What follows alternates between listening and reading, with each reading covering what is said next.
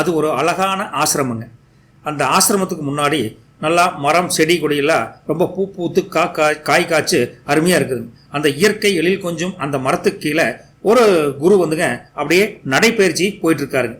அப்போ வந்துங்க அந்த குடிசையில் இருந்த நம்ம சிஷ்யன் வந்து குரு என்ன யோசனை இருக்காரே, எனக்கு பல சந்தேகங்கள் இருக்குதே அப்படின்னு குருவை கேட்கலாம் அப்படின்னு சிஷ்யன் வந்து குருவை வந்து குருவே எனக்கு சில சந்தேகங்கள் இருக்குது அப்படின்னு கேட்குறாரு. குருவும் சொல்லுங்க சிஷ்யா, அதுக்காகத்தானே நான் இருக்கேன் அப்படின்னு சொல்கிறாரு. உடனே சிஷ்யம் வந்து எதைங்க குருவை நம்ம அங்கீகரிக்கணும், எதை நிராகரிப்பது அப்படின்னு சில கன்ஃபியூஷன் இருக்குது அப்படின்னு நம்ம சிஷ்யன் கேட்க, குரு வந்து எப்பவுமே ஒரு மனிதன் வந்து தன்னோட அறிவை மட்டுமே அங்கீகரிக்கணும், அதே போல அறியாமை அப்படிங்கிற ஒரு நிலையை வந்து நிராகரிக்கணும் அப்படின்னு சொல்றாரு. ரொம்ப புரிஞ்சு போச்சுங்க அப்படின்னு மறுபடியும் ஒரு சந்தேகம் இருக்குது அப்படின்னு சிஷ்யன் கேட்க, குரு கேளுப்பா அப்படிங்கிறாரு. அறிந்து கொள்வதும் தெரிந்து கொள்வதும் ரெண்டும் ஒண்ணுக்கு சம்மதம் இருக்குதுங்களா, ரெண்டு வெவ்வேறையா அப்படின்னு கேட்கிறாரு. உடனே குரு வந்து ரெண்டும் ஒன்றல்ல, அதாவது அறிந்து கொள்வது என்பது வேறு, தெரிந்து கொள்வது என்பது வேறு அப்படிங்கிறார். உடனே எப்படிங்க குருவே, எனக்கு ஒன்றும் புரியலையே அப்படின்னு சிஷ்யன் கேட்க, சரி உனக்கு ஒரு சிம்பிளான ஒரு கதை சொல்லி அதை புரிய வைக்கிறேன் பார் அப்படின்னு குரு வந்து கதையை சொல்றார். என்ன கதைன்னு பார்த்தீங்கன்னா, ஒரு நாட்டில் ஒரு மன்னன் ஒருவன் வந்துங்க காட்டில் வசித்து வந்த ஒரு துறவி ஒருத்தரை பார்க்கறக்கு போறார்.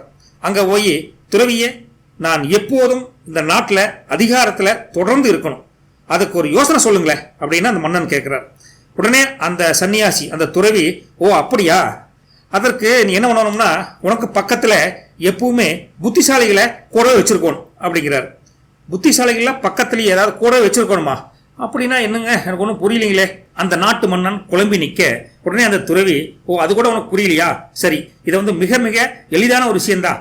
எப்பவுமே நீங்க வந்து ஒரு புத்திசாலித்தனமான ஒரு கேள்வியே அல்லது புதிரை வந்து யாரோ ஒருத்தர் கேளுங்க, அந்த புத்திசாலித்தனமான கேள்விக்கு யாரு தகுந்த கரெக்டான பதில் சொல்றாங்களோ அவங்க தான் வந்து அறிவு சார்ந்து இருப்பவர்கள், அவங்கள பக்கத்திலே வச்சுக்கங்க அப்படிங்கிறார்.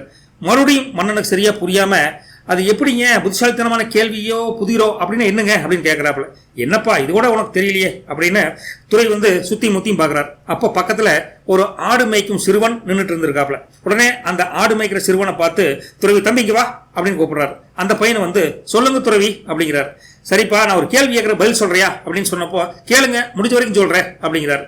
என்ன கேள்வினா, உன்னுடைய அம்மா அப்பாவுக்கு ஒரு குழந்தை இருக்குது, அந்த குழந்தை உனக்கு சகோதரனும் அல்ல சகோதரியும் அல்ல, அப்படியானால் அந்த குழந்தை யாரு அப்படின்னு துறவி கேட்க, ஆடு மேய்க்கிற அந்த சிறுவன் மேலங்கிலே யோசனை பண்ணிட்டு, என்னங்க ரொம்ப சிம்பிளான கேள்வி கேட்டீங்க, அது வேற யாருங்க, நான் தானுங்கோ அப்படின்னு இருக்காப்ல. இப்படி வந்து குரு வந்து அவனோட கேள்வி கேட்டு பதில் வாங்கணும்னு மன்னன் கிட்ட, பாத்தீங்களா எவ்வளவு அருமையா புத்தி கூர்மையா இந்த பையன் பதில் சொன்னான், அதுதான் கரெக்டான விடையும் கூட அப்படின்னு துறவி மன்னன் கிட்ட சொல்ல, இதே போல பல கேள்வியை நீ கேட்டு யார் கரெக்டா பதில் சொல்றாங்களோ அவங்கள பக்கத்துல வச்சினா நீ எப்பவுமே ஆட்சியில் இருக்கலாம் அப்படின்னு ஒரு ஆசீர்வாதம் வழங்கிட்டு அனுப்பிச்சு விட்டுறாரு. உடனே அரசவைக்கு வந்த அரசர் வந்து அதே கேள்வியை திருப்பி கேட்கிறாரு ஒரு அமைச்சர்கிட்ட. அமைச்சருக்கு ஒன்றும் புரியல, இந்த கேள்விக்கு பதிலே தெரியலையே அப்படிங்கிறாரு. அமைச்சருக்கு தெரியாதங்காட்டி சபையோரா வந்து அப்படியே அமைச்சர் கேட்கிறாரு. அவங்களுக்கு இதுக்கு விட தெரியல. ஒரே ஒரு காவலாளி அங்கே வெளியே நின்று இருந்தார், காவலாளிக்கு மட்டும் அதை சற்று யோசனை பண்ணி அமைச்சர் கேட்ட கேள்விக்கு பதில் சொல்றாப்புல. உடனே அமைச்சர் ஓடி வந்து மறுநாள் மன்னனிடம் என்ன சொல்றாருன்னா, மன்னா நீங்க கேட்ட கேள்விக்கு பதில் வந்து நம்ம காவலாளி தாங்க அப்படிங்கிறாப்புல.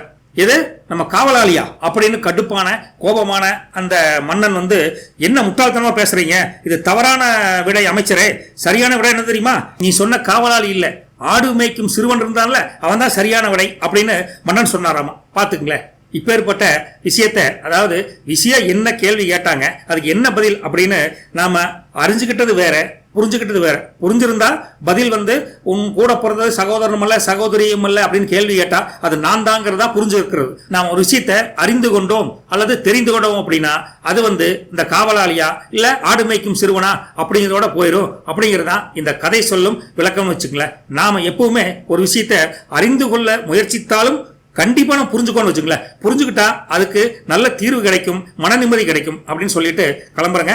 இந்த சேனல் பிடிச்சிருந்தா மறக்காம சப்ஸ்கிரைப் பண்ணுங்க, லைக் பண்ணுங்க, கமெண்ட் பண்ணுங்க. நாளைக்கு இதே போன்ற சுவாரஸ்யமான கதையோடு சந்திப்போம். நன்றி, வணக்கம்.